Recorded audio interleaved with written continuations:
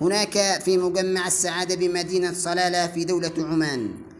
حددت ملامح الوجه الآخر لمواجهة بطولة غرب آسيا العاشرة في دور نصف النهائي للفرق المتأهلة. منتخبنا اليمني للناشئين بقيادة المدرب سامر فضل ومساعده علي النونو والكابتن عادل عباس تصدر في الأسبوع الماضي المجموعة الأولى، وها هو اليوم على سلم النصف النهائي أمام الإمارات.